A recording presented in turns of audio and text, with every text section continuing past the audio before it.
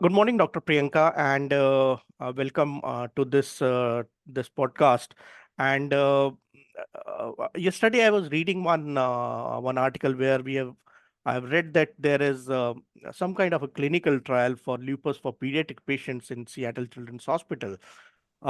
You being an expert in the field of treatment in US and access to most of the clinical trials that are happening in US. What do you think? Is this how big is this news?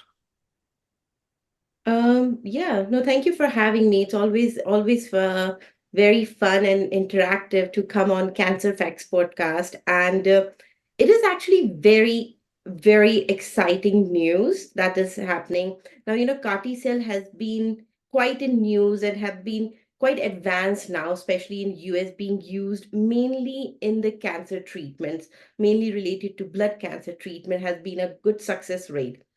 Now they are trying it to the autoimmune diseases. So that's exciting. Now, this also have been going for some time where big pharmaceutical companies like Novartis and all are going into this autoimmune disease and CAR T cell therapy. I think a little extra exciting is what Seattle General Hospital is doing. They are trying to use it on a more younger population when it comes to the autoimmune diseases, particularly in lupus. So I think that is definitely a groundbreaking research that is going on. I think the phase is going to start in July.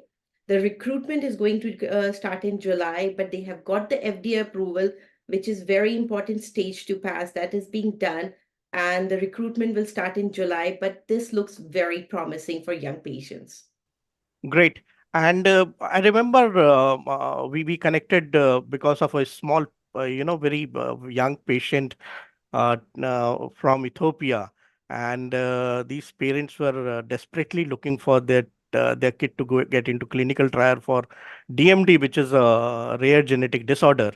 So, and you were able to place him in a very good clinical trial. He started his trials, and hopefully he will, recover very soon.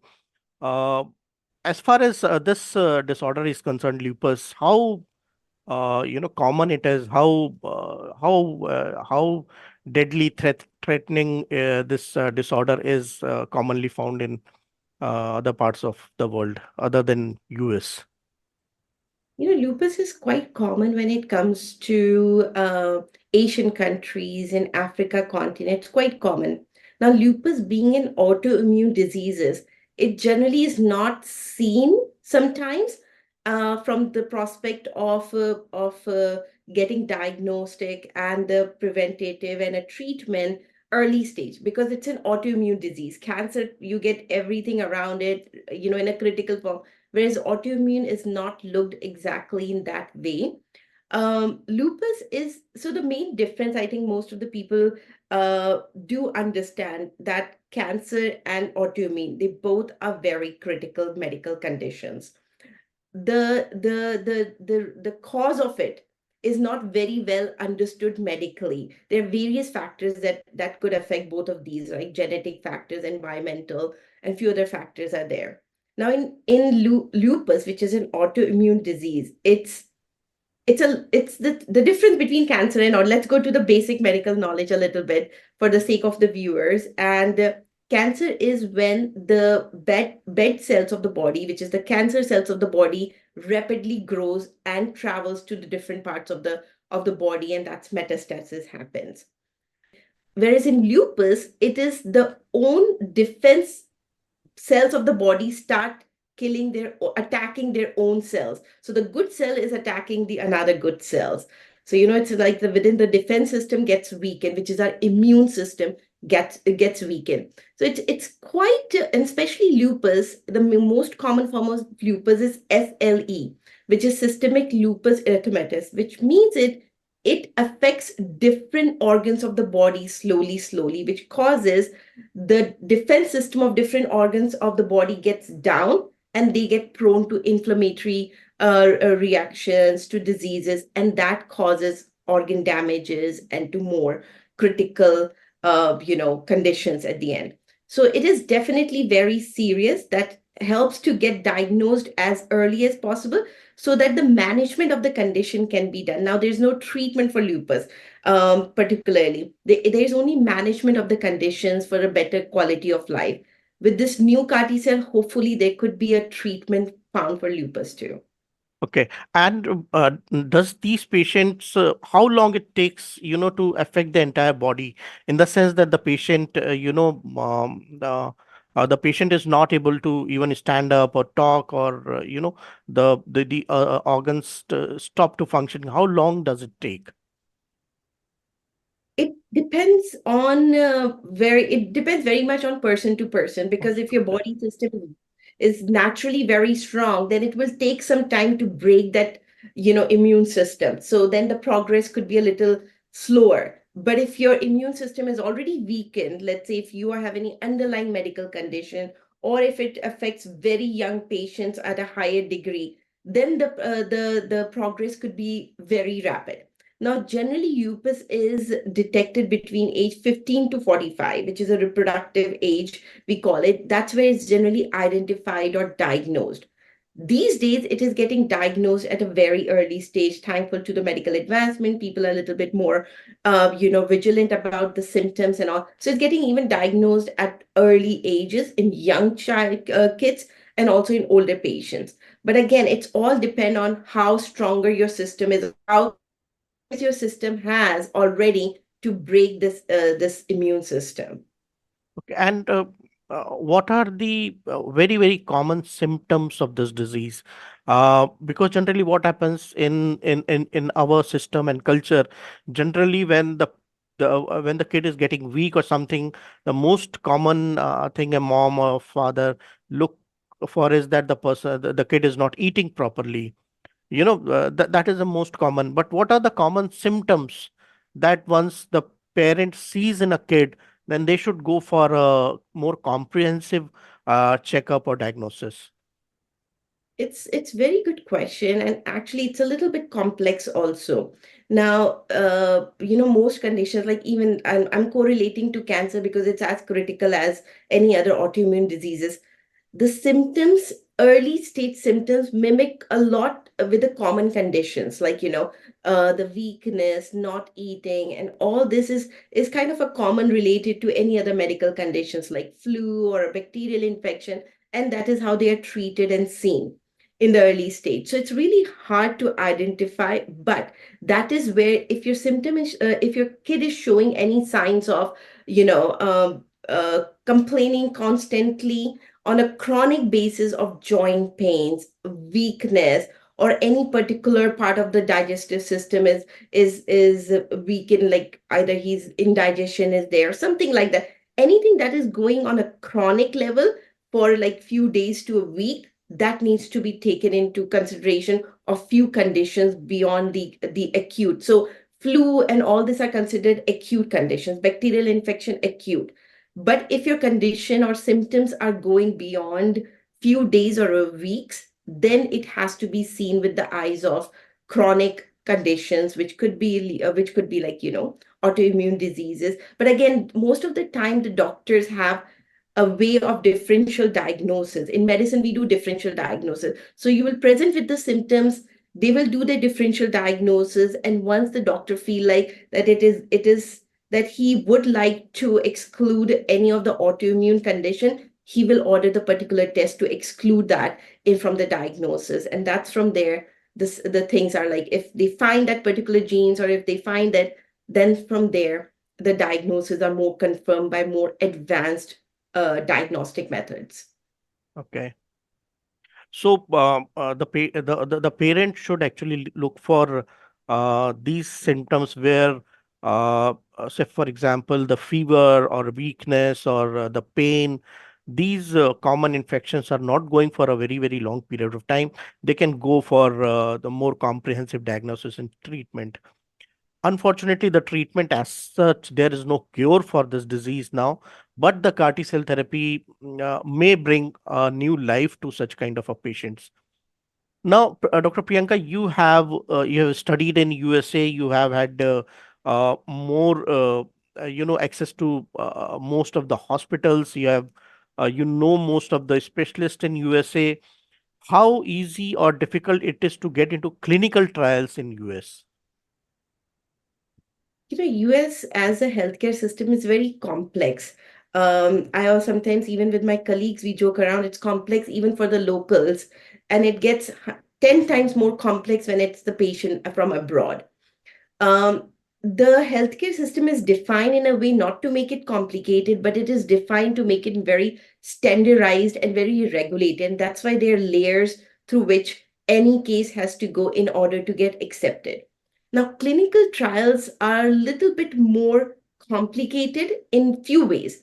Number one, US conducts 85% of the world clinical trials, as we know, though there are 300 million plus patients that require these clinical trials that are outside United States. Now, because these clinical trials are generally sponsored trials, they are sponsored by the pharmaceutical companies or particular organizations.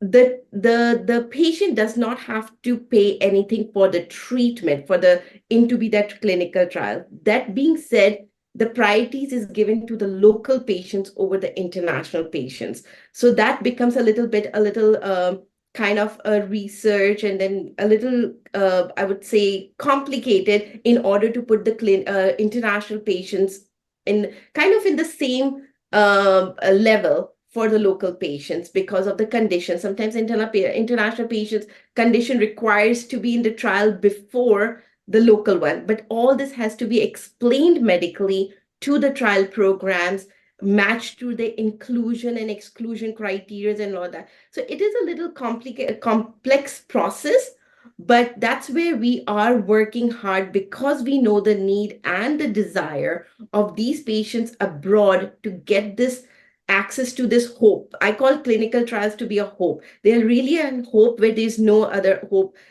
for the treatment, and this gives a very bright hope to the family and the patient.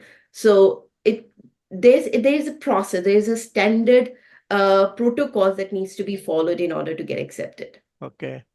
And all the applications that is required to be done to get enrolled uh, has to be in a proper order, and it has to be systematic, and that is where your role becomes very, very important, because you know the entire process, the because you yourself is a medico, so all the prelim questions that may be the clinicians or the investigators may be asking about the patient. In fact, because we also work with a lot of hospitals who are into clinical trials and all, sometimes it is also difficult for hospital to find the patients for clinical trials. In particular, if there is for example, one of the hospitals I am working with, they are looking for patients who are lymphoma plus HIV, such a two conditions together, and it was difficult for them to find such kind of a patient, but somehow we are able to get them some patients to enroll, so that at least they can complete the study, and with a particular number of patients, and present it. So and these just because the number of patients are less, sometimes the industry also sponsor their entire treatment, and even the medications beyond the trial medicine that are being used. So Mhm. the question comes is, what is the financial implication for the patients and parents in such clinical trials, especially in US?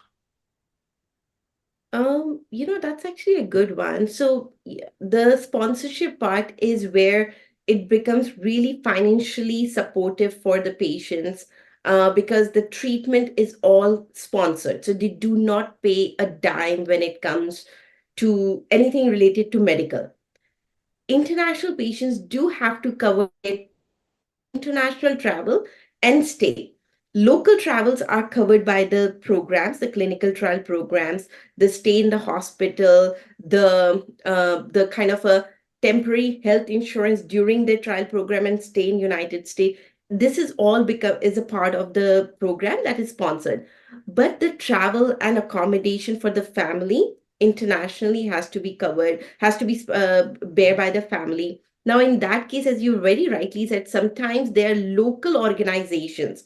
They find local sponsors. It could be the government organization, it could be the embassy. We have worked with few patients that were coming for the treatment, not just the clinical trial, but for the treatment and get sponsored by their embassy. So there are few ways if the patients cannot afford even the travel and accommodation part, they can always try to find the help locally from the sponsorship, as I said, from the government, embassy, or the local non-profit organizations. Yeah, in fact, now we have so many uh, companies which are raising funds for the medical treatment for patients. The social fundraisers, where the patient can register and raise at least enough money to get into the clinical trial and find some hope. You know. Uh, so apart from the patient, what is the entire process? If there is a patient of say this autoimmune disorder and he want to get into the trial, what he should do from start to get into up to the getting into the trials? First is the onboarding process, which contains a simple medical intake form, and it takes the whole medical information of the patient, the basic medical information of the patient, along with the medical documents. Once we receive the initial case file, as we call it, we start standardizing it. We standardize. If it's in the English, it's very good. If not, then we need to translate it into the English, standardize it. Once that is done, that is where we find what is missing, and we go back to the patient, we collect the missing medical documents. Very important thing which we have struggled with were the international patients is in the imaging. Now imagings are required in this particular DICOM format. Unfortunately, a lot of patients do not have access to their imagings. They only have a report, and report is nothing. Report is produced by the lab technicians, and that is not what the doctors and the trials want to see here. They want to see the DICOM files of these imaging. So that is one part that we make sure that patient has it, and if they don't have it, we work with them with their local provider, local laboratory in order to get those files. Once the complete file is with us, then our research starts internally with the trial programs, what trial programs are open, available. We look into the inclusion criteria and exclusion criteria. Does our patient fit into the complete criteria? And once the match is made that yes, we fit into the inclusion criteria of these programs, then we contact with the program directors. So we contact with the program directors. We give the case review as we go do it, and then we submit the patient case file, the completed case file. Once they are reviewed and they find the patient to be a good fit, there's a pre-screening call is set up between the program director and the patient before the patient travels. So if from the local country, a video call like this is set up, and the program director do the pre-screening. If they find the patient again in the next step, which is a pre-screening fit for the trial program, then is where the patient is pre-accepted into the program. And then we work with the trial programs to get the medical letter, which is the visa letter that will help them to get the visa from their local embassy, expedited medical travel visa that is issued for the patient. Once patients come here, that is where the in-person screening is done of these patients to make sure that all criteria that were talked do match. So once that physical screening is done, looks good at the met, then the patient is put into the trial program, and then it goes with the based on the phases, number of months the patient has to stay, and all those things work. But it's really a three-step process summarizing the million of other details in there into the three steps. So the first is the collection of the medical documents and the presentation of the case, where we can also do video call with the patients and ask them few of the questions that are not there in the medical documents sometimes. And once that is, then there is a screening, which is the online screening test done by the investigator and the patients online. And then the patient is given medical visa letter and the acceptance of the letter for clinical trial. And so, as you know that the sometimes the visa thing and all these things can take a lot of time.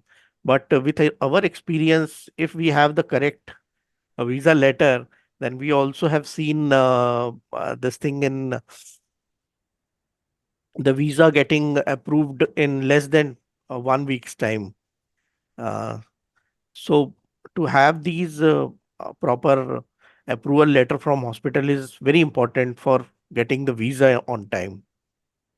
Absolutely. And one thing we always tell our international patient, because sometimes, again, they come with a very different healthcare culture in their country. They do not understand that how the process works here. And we say the letters that we get issued by the hospital are done after a lot of verification. It's not that the hospital issues the letter to each and everyone, because it brings a huge liability. Because as we have seen working together and with our other patients, that these letters from these highly renowned hospitals and the medical institute hold a lot of weightage when it comes to getting the expedited visa. In many countries, the wait for the US visa is over 2.5 to 3 years. Whereas in our experience, we have seen the letters coming in less than a week. Like, sorry, they're getting the visa in less than a week for the patients.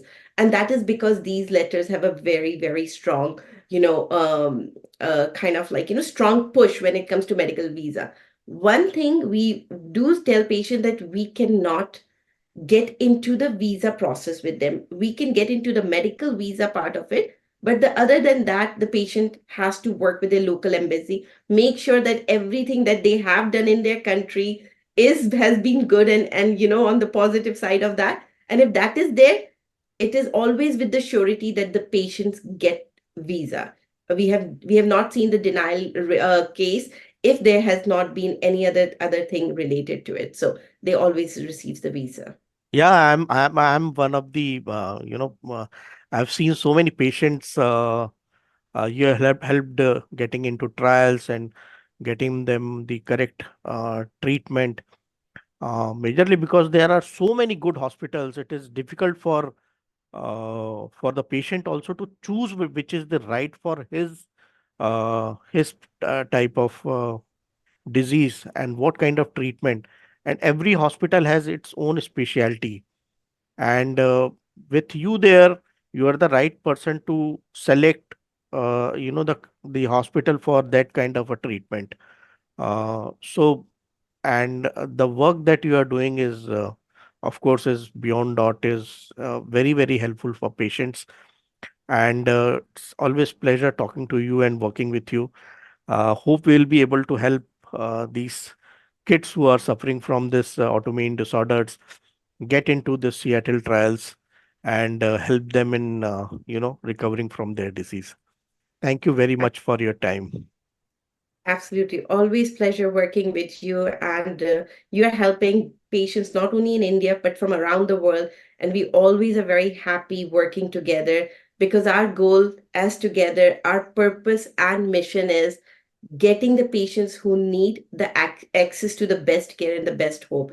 And looking forward to work together. And thank you. Thank you very much, doctor. If you liked the video, then please like, subscribe and hit on the bell icon to receive notifications.